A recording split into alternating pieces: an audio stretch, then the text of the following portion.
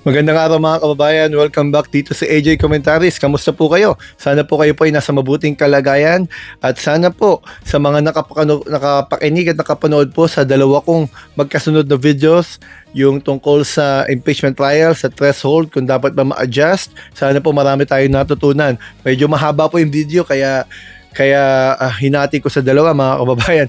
At marami tayong pinaliwanag doon tungkol doon sa Article 11, Section 6 ng 1987 Constitution. At ganun din doon sa iba-ibang aspeto. Pero sa pagkakataong ito, medyo light ang pag-uusapan natin. Pero importante pa rin. Ito po ay yung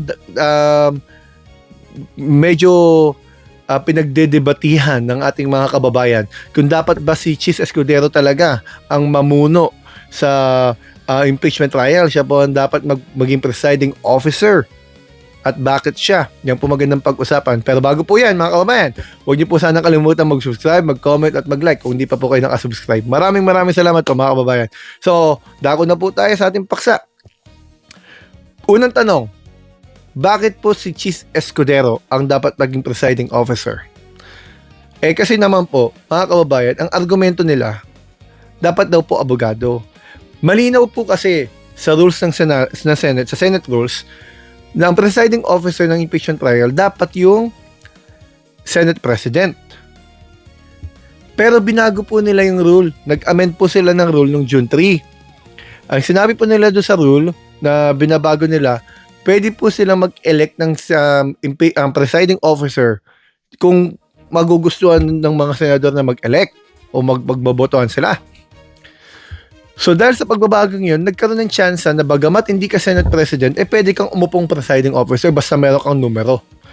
So ngayon, mga kababayan, ang nababalita, dahil nasa majority si Chis Escudero at siya isang abogado, siya po ang napupusuan na iluklok bilang presiding officer ng impeachment trial.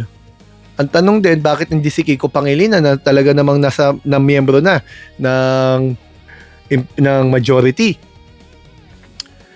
Ano po bang masama kung si Chis? Si Chis po isang abogado. Ang pagpe-preside po ng impeachment trial, bagamat hindi po requirement ang isang pagiging abogado, pero lamang po syempre ang mayroong legal lens, mga kababayan.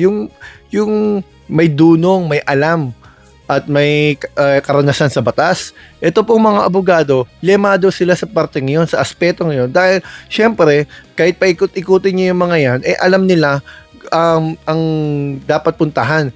Kasi po ang isang presiding officer, yan po ang mamamahala.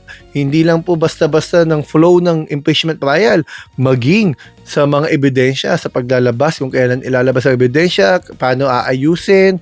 Yan po malaking parte ng pagiging presiding officer, yung responsibilidad na yan. Bagamat lahat sila senator judges at lahat sila ay pwedeng mag-overrule, malaki pa rin ang partisipasyon at ang kapangyarihan ng presiding officer para sa takbo ng impeachment trial, mga kababayan. So, bakit po ba tinutulig si Senator Chis Escudero? Yan ang ating kadalawang katanungan. Unang-una po kasi, nagkaroon po ng question sa kredibilidad ng kanyang pag-upo bilang isang presiding officer. Una kasi po, siya po kasi ang Senate President noon kung kailan yung unang impeachment articles of impeachment ni Sara Duterte in-archive nila yung fourth with, mga kababayan, na sinasabi sa konstitusyon. Once matransfer ang articles of impeachment mula sa lower house, sa House of Representatives, papuntang Senado, dapat aksyonan, tugunan ng Senado, upuan ng Senado forthwith, agad-agad, mga kababayan. Pero sa mga pagkakataong iyon, hindi yun ang interpretasyon nila Escudero.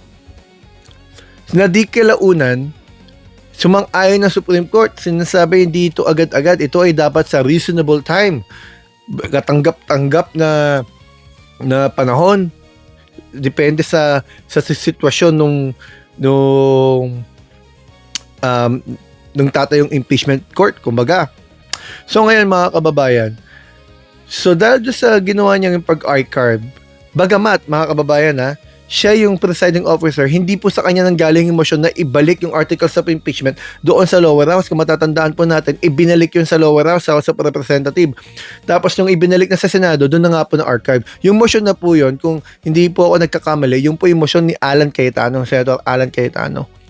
Bagamat siyang presiding officer o Senate President noon, si Chis Escudero, of course hindi naman niya kontrolado ang bilang ng boto. So yun na nga nangyari. At yun kung tila ba nagmumulto sa kanya ngayon. Kina-question ng credibility niya, baka bias siya dahil baka may pinapaboran siya kasi sinubukan na niyang i-delay Yun ang pananaw ng iba, sinubukan niyang i-delay. Pero syempre, sa ibang parte naman, sa ibang tao naman, ang iniisip nila, pagkakataon ito para patunayan ni Chis Escudero na wala siyang kinikilingan at ginagawa lang niya, tungkulin niya bilang senador na isang abogado at ngayon tatayong isang hukom. Dahil yun po isang parte ng responsibilidad ng mga senador, ng mga legislator sa upper house, mga kababayan. Ang pangalawang tanong natin, bakit hindi si Kiko Pangilinan? Abogado rin naman. Hindi kaya dahil sa pagtalon ni Chis Escudero, parte ito ng kanilang kompromiso? Yan po magandang tanong. So alam naman po natin, ang mga senador, pag tumatalon po yan, may mga alok dyan. Halimbawa po, o anong committee gusto mo.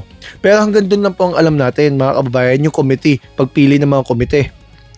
Pero yung sa parteng yan, I think, ang nangingibabaw dyan, na ito po yung personal ko pong opinion, mga kababayan, ay dahil sa kanyang pagiging abogado at dunong sa batas na bagamat hindi minamaliit ang ibang mga senador, dadalawa lang pong abogado doon sa sa majority. Maaaring si Kiko Pangilinan, pero hindi natin alam ang usapan nila bakit ang gusto nila si Chis Escudero. Malaki po ang pananagutan ng presiding officer, babantayan ng taong bayan yan, mga kababayan. Isang pagkakamali niyan. Naku po, tandaan po natin, re-electionist si Senator Chis Escudero sa 2028. Kapag hindi po na-convict si Sara Duterte at siya ay na-labelan na kontra kay Sara, maaari pong mawala sa kanya ang bloke ng boto mula sa Mindanao. Pero kung ma-convict naman si Sara at nakita na tama ginagawa ni Chis Escudero sa kanyang pamamalakad, makukuha naman niya karamihang boto ng Visayas at Luzon. Kaya ito malaking sugal ito, pero ito po'y aspeto ng politikal. Pero bilang mga hurado, sila po'y dapat maging impartial, mga kababayan.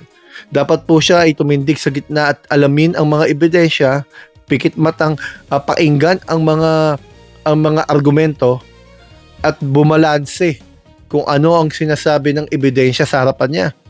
Yun po ang dapat maging isang panuntunan ng isang hukom. Walang kinikilingan, kaya dapat impartial. So, kaya naman, sa tanong natin na bakit siya tinutulig sa ngayon at kinu-question yung kanyang kredibilidad dahil siya'y tumalon, nagkakaroon ng pagtatanong ng mga tao baka ito'y bahagi ng kompromiso. Bahagi man o hindi, pagkakataon niya ito, mga kababayan, kung siya man ang maluklok, para patunayan ang kanyang impartiality, ang kanyang pagiging tapat, pagiging patas. Hindi naman natin minamalit ang iba, bagamat si Senator Kiko Pangilinan ay pwede rin dahil abogado. Pero of course, hindi sila pipili mula sa minority na may mga abogado rin doon. Dahil, gaya ng sabi natin, ang presiding officer ang mamamahala sa flow at maging sa mga paglabas ng ebidensya.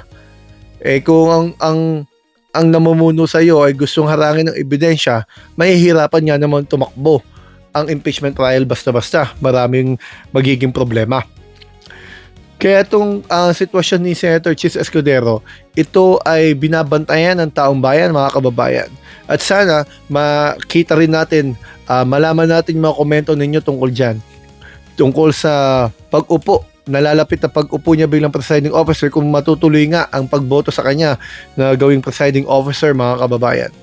At dahil doon, mga kababayan, makikita natin yung takbo ng minority at majority para sa nalalapit na pagboto nila ng kanilang mga desisyon. Kung sila ba'y bumase sa ebidensya o sila ba'y bumase dahil sa political interest nila.